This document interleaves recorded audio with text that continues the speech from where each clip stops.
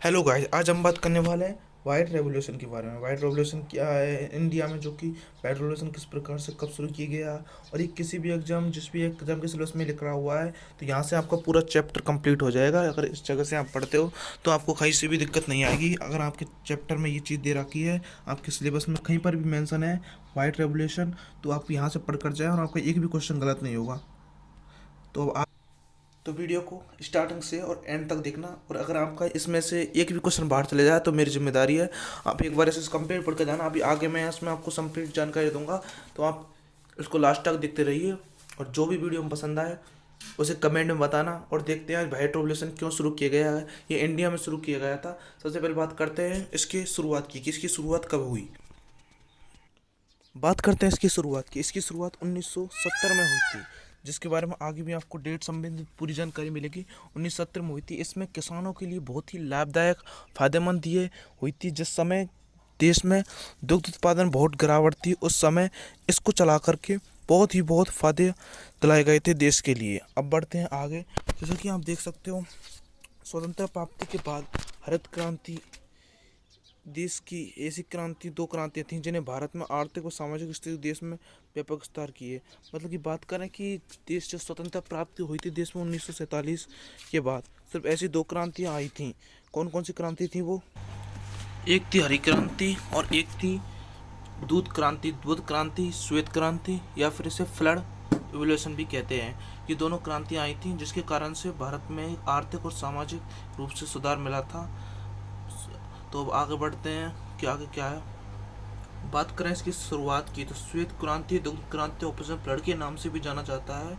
और इसकी शुरुआत, इस जो क्रांति 13 जनवरी 1970, मेनली आपको 1970 याद रखना है। 13 जनवरी रहे तो भी कोई दिक्कत नहीं। 1970 को फ्लड रिवोल्यूशन या श्वेत क्रांति की शुरुआत की गई थी। ठीक है, श्वेत क्रांति को ऑपरेशन फ्लड के नाम से भी जाना जाता है। ये चीज़ मैंने आपको पहले ही बता दी है। इस चीज़ का आपको पहले ध्यान रखना है कि ऑपरेशन फ्लड के नाम से भी इसे जाना जाता है। और बढ़ते हैं आगे।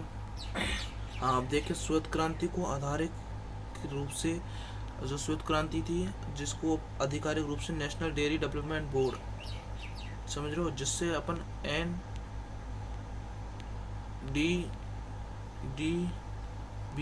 नेशनल डेयरी डेवलपमेंट बोर्ड द्वारा प्रस्तावित किया गया था। और इसमें बहुत सारी सूचनाएं थी, जैसे कि काफ़ी सारी ये बकवास बोर्ड उस समय बहुत ही फेमस बोर्ड था। जैसे कि यहाँ पर आप देख सकते हो कि NDDB लिख रहा है, जो कि आप देख भी सकते हो, नेशनल डेयरी बोर्ड, NDDB, ये देख सकते हो आप। और अब आगे बढ़ते हैं अपन, आगे क्या है इसमें। अब मेन चीज़ आती है जनक। कौन जनक? जो कि सबसे ज़्यादा पूछे जाने वाला सवाल है परीक्षा के अंदर, जनक। इसको बहुत ज़्यादा पूछते हैं। तो बर्गिज कुरियन श्वेत क्रांति के जनक माने जाते हैं। इन्होंने ही भारत में प्रतिष्ठित अमूल की स्थापना की थी। अब मैं बता दूं आपको अमूल क्या है। तो पहले आप जान लीजिए कि बर्गिज कुरियन साहब का फोटो देख सकते हो आप यहाँ पर।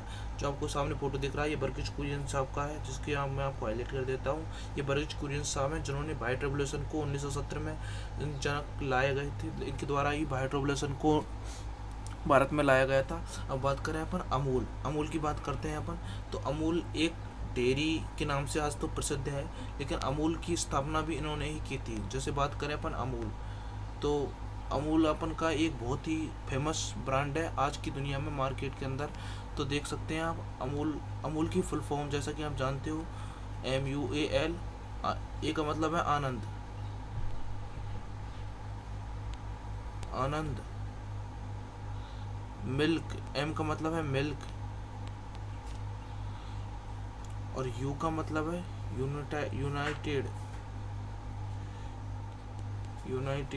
और आप नोट कर सकते हो संकसन। और L का मतलब है लिमिटेड।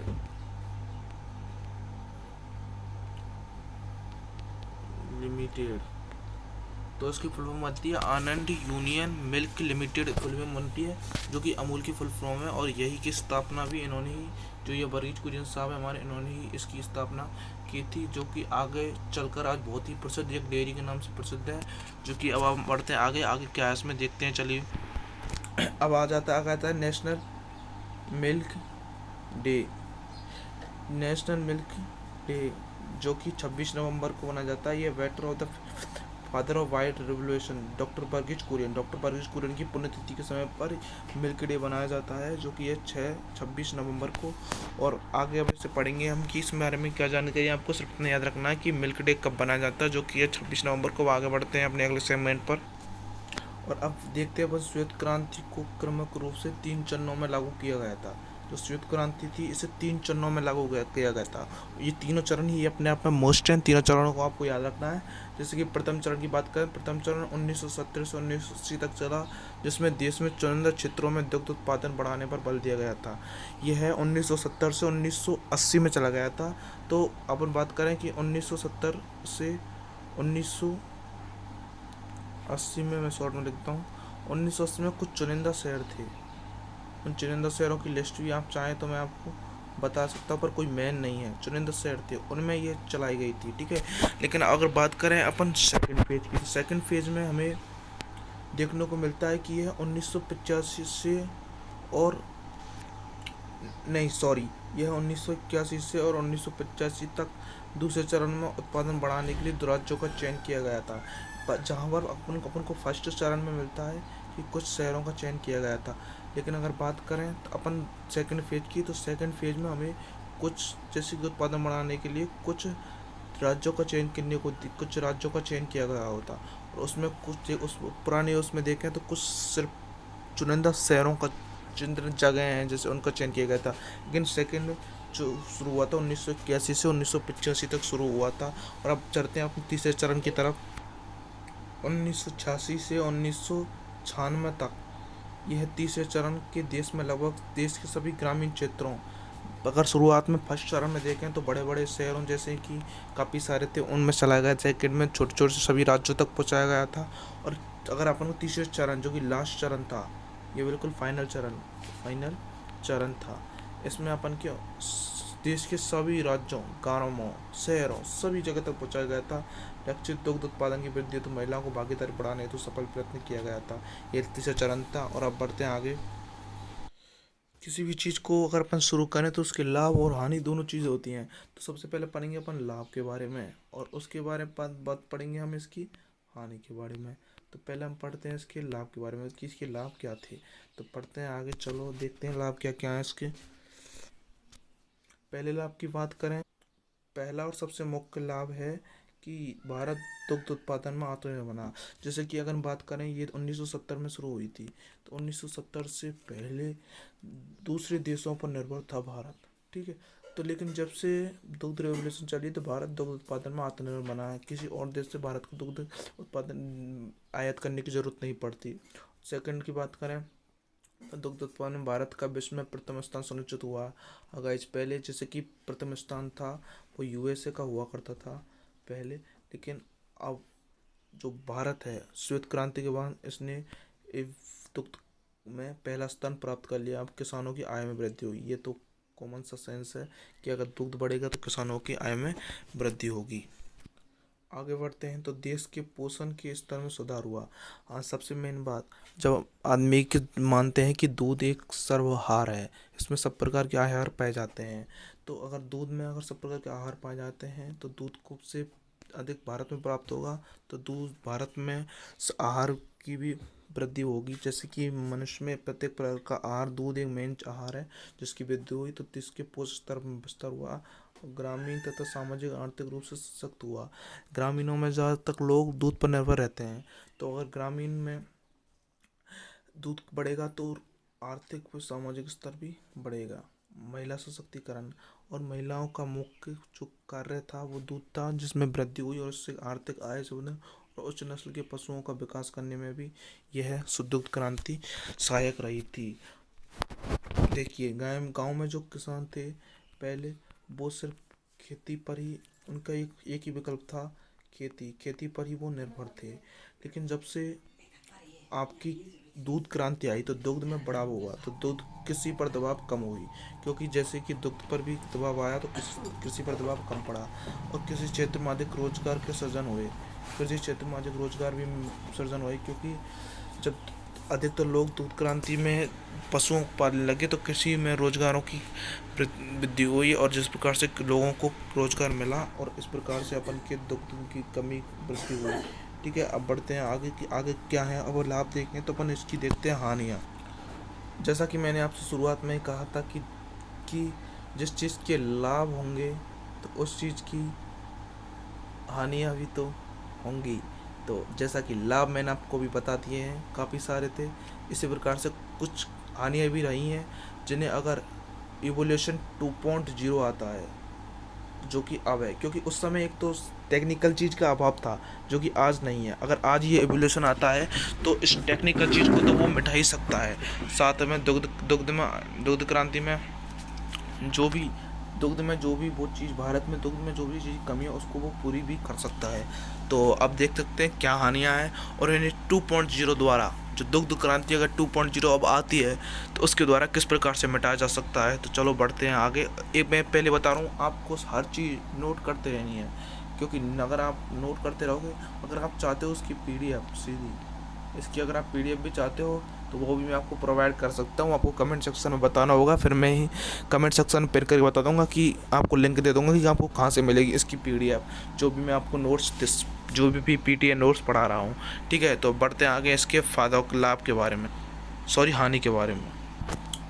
देखिए, व्हाइट रेवोल्यूशन था देश के कुल दूध उत्पादन, आप पहले इस बात पर ध्यान दीजिए कि जो इसमें देश का कुल दूध उत्पादन था उसमें तो वृद्धि हुई, ठीक है, इसमें तो अपन को वृद्धि देखने को मिलती है, लेकिन इसमें तो होती है अपन की वृद्धि, क्योंकि मैंने आपको लाभ में बताया। परंतु मेन पॉइंट यहाँ पर आता है, देखिए ध्यान दीजिए कि किंतु वृद्धि प्रति व्यक्ति दूध उपलब्धता अभी भी कम है। समझ रहे हो कि दुग्ध उत्पादन में वृद्धि हो गई, लेकिन जनसंख्या के हिसाब से जितनी भारत की जनसंख्या है, मेनली बात ये, जितनी भारत की जनसंख्या है उसके हिसाब से ये कम है। ये पॉइंट बताना चाह रहा है इस बात को आपको। समझ रहे हो मेरी बात?